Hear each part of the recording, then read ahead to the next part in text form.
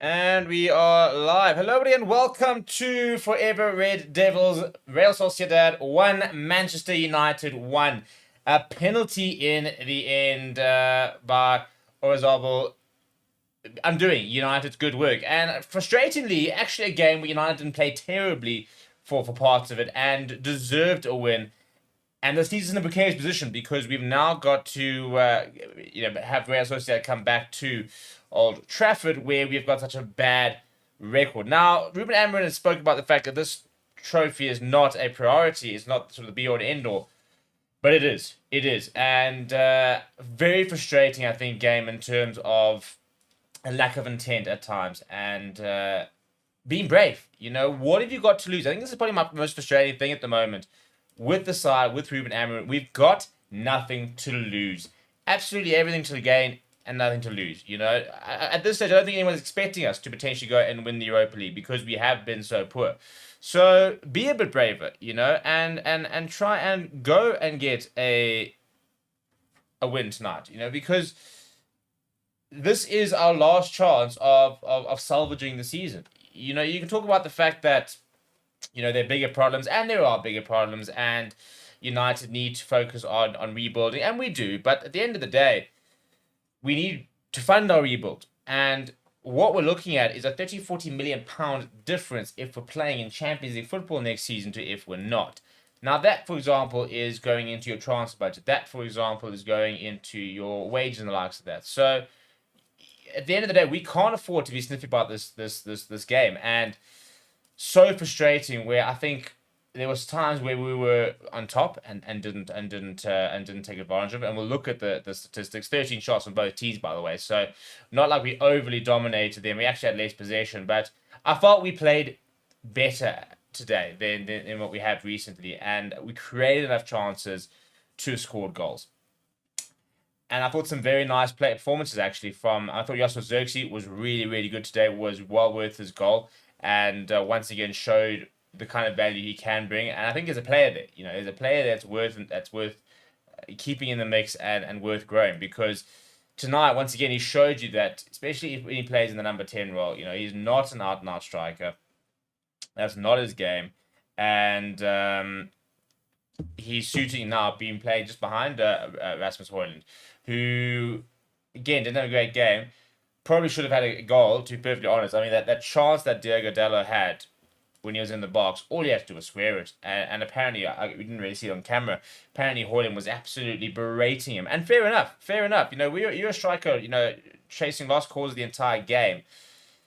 And you see somebody get into the box, and you're there, and you're available, and basically all you just need to do is be squared to, and you can go and open your account for the first time this year.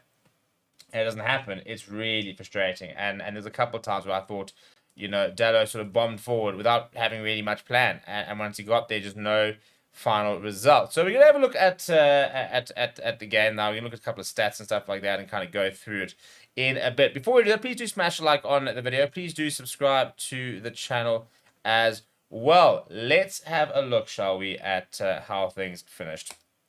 So 1-1, obviously, but let's look at some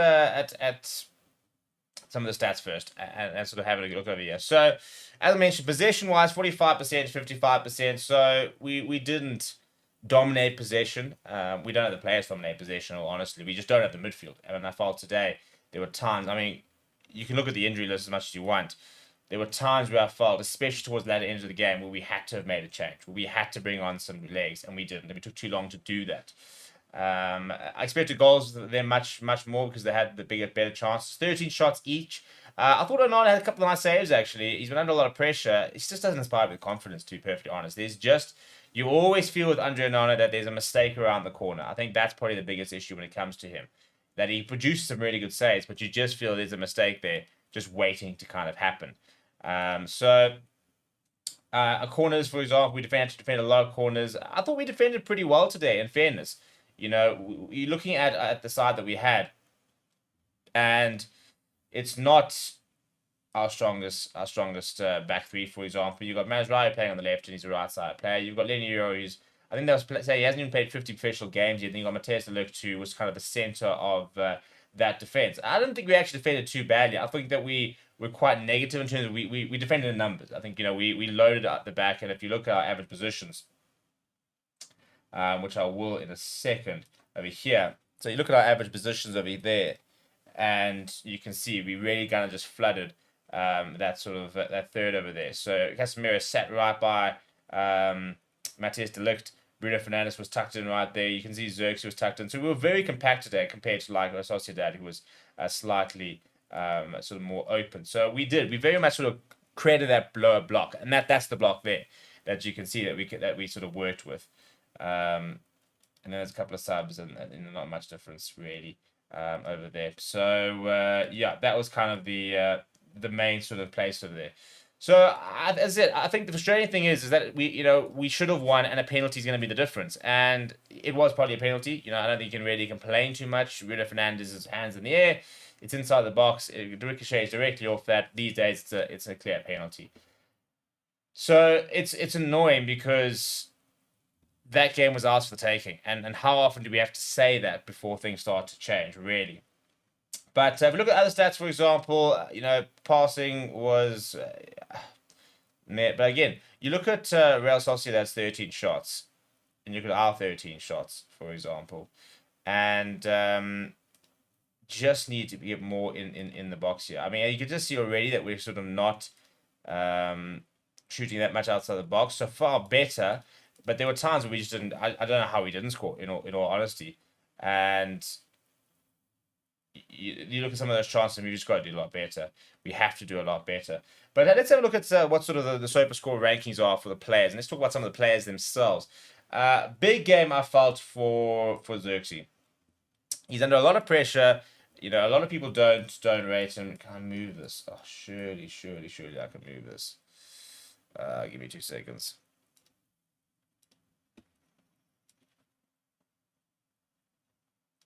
In fact, what I'm going to do is this.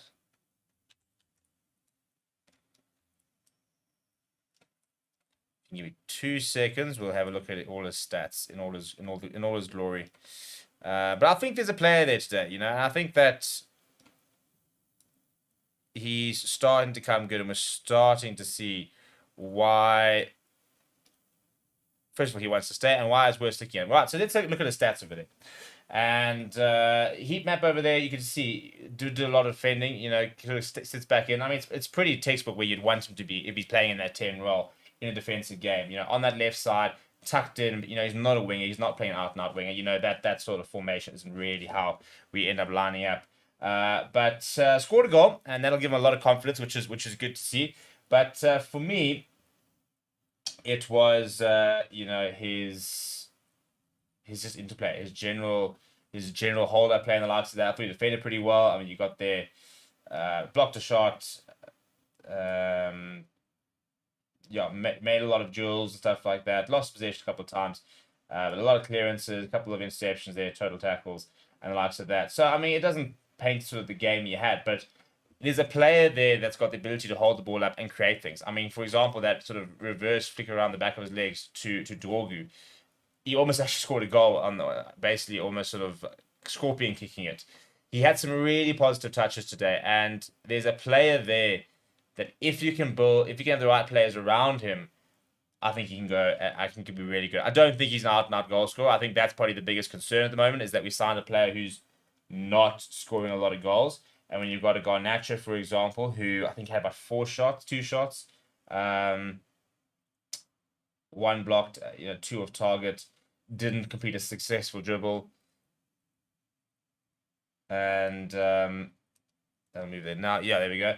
So this is the worry, isn't it? This is Garnacho, who was scoring all our goals last season, passing all right, but has got better defensive stats than he has attacking stats, and that's pretty poor defensive stats as well. Similarly, for example, if we look at Rasmus Højlund, once again, we've got a striker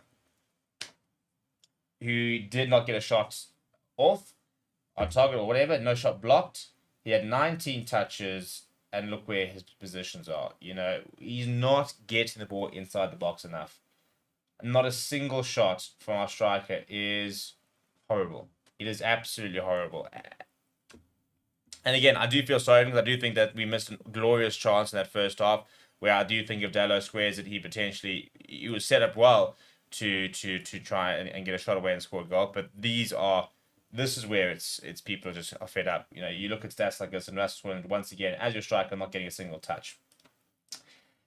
Tell you what, this man over here was pretty good, Casemiro, and we haven't seen him for a while, but looked a lot better, getting through a lot of work with getting stuck in there, and everything, clearances, block shots, interceptions, 5 tackles. He looked a lot better today.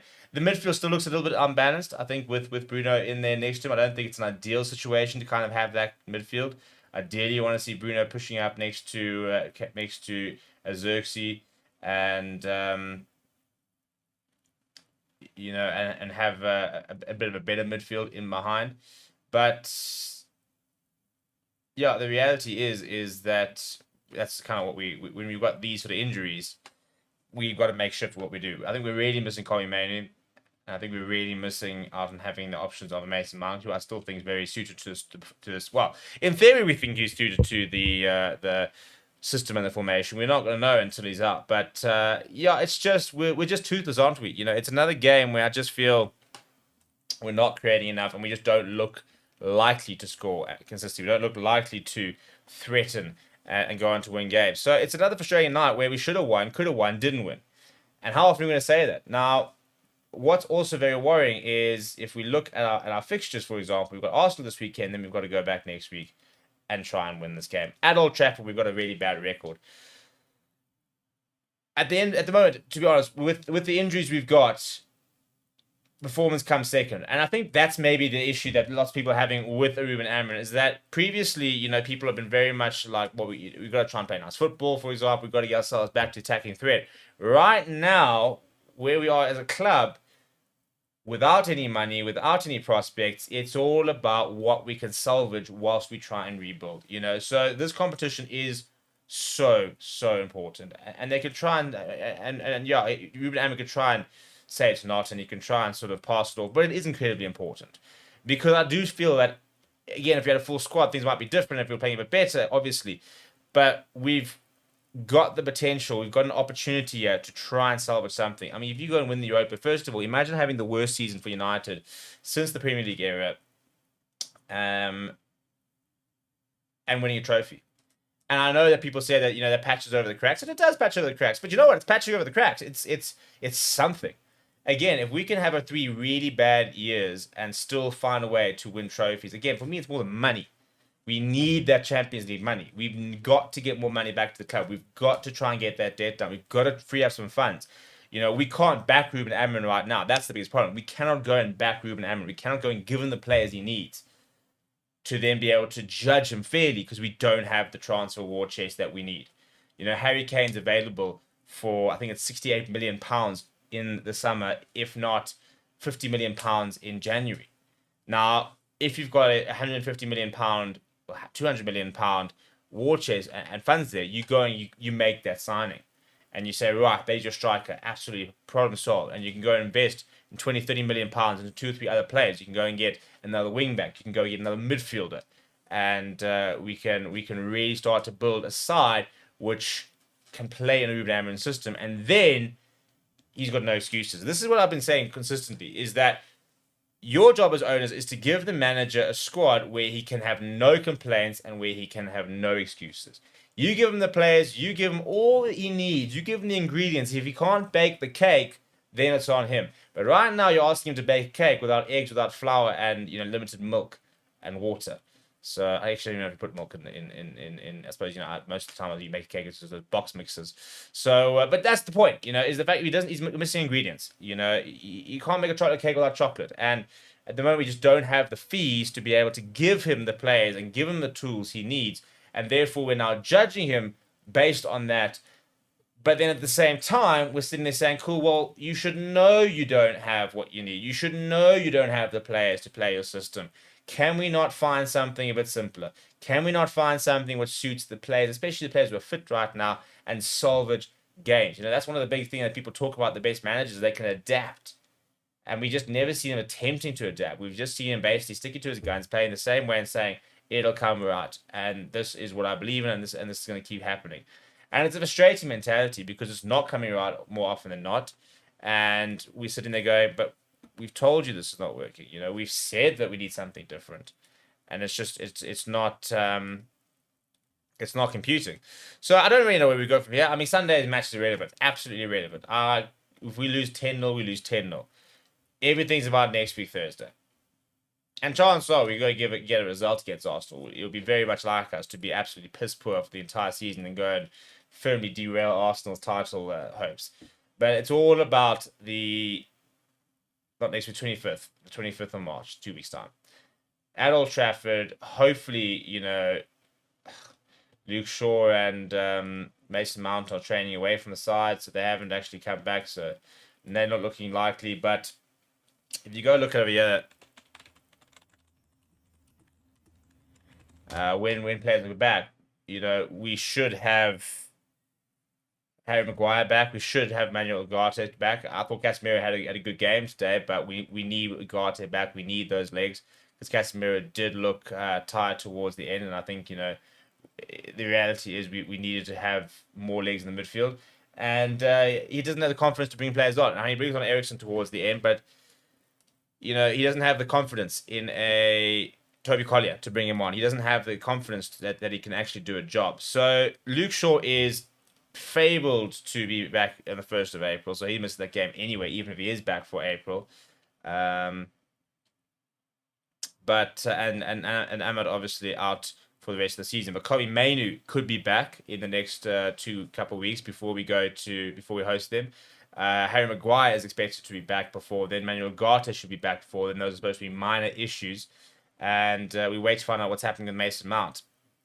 But if you can get Maguire, Ugarte, Kobe Mainu back in, that shows up the defense, it improves the midfield, and it gives Ruben Amorim options. Because at the moment he's got very limited options. And I'd like to have seen him be a bit braver. In fact, I'd love to see Chido Obi starting on Sunday. I imagine his first ever Premier League start comes against the club he left. But I think that he looked bright. And I think that, Hoyland needs goals. Even if he plays in a reserve game on Monday, he just needs goals, and he's just not going to get them at this stage with the way we're playing and the way he's playing.